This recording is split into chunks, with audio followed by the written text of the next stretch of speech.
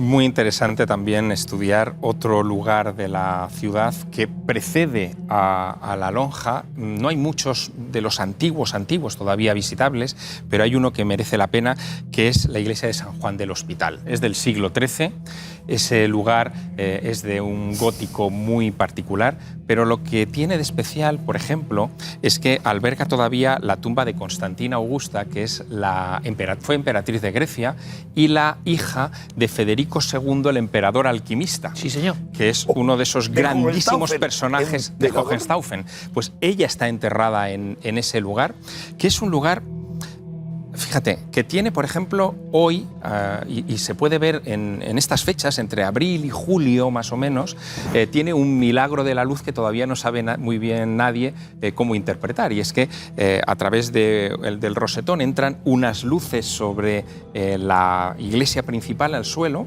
a las 9 de la mañana, y se ve cómo se va moviendo por la iglesia hasta alcanzar el pasillo central, ¿no? Bueno, alguien quiso orientar la iglesia en una fecha que no sabemos cuál fue, en un lugar que es probablemente el más antiguo de Valencia y que tiene mucho que ver con el vínculo desde Jaime I el Conquistador con las órdenes militares que conquistaron Tierra Santa. Es la Orden del Hospital y la Orden de los Templarios. Perdón, Javier, ¿cómo se llama la iglesia? San Juan del Hospital, claro, evidentemente. Ya lo dice. Bueno, San Juan, la fiesta de San Juan, fiesta solar, es decir, 24 de junio. Es imposible ir más allá, y eso que Enrique decía que no había cosas de Valencia. Bueno. Y hemos Perdón, tocado... que no habían investigado, Vale. pero uno empieza a recopilar y a profundizar. Y hemos tocado para dar y tomar. como una olita. Perdona, y no hemos hablado del sitio donde más hay para dar y tomar.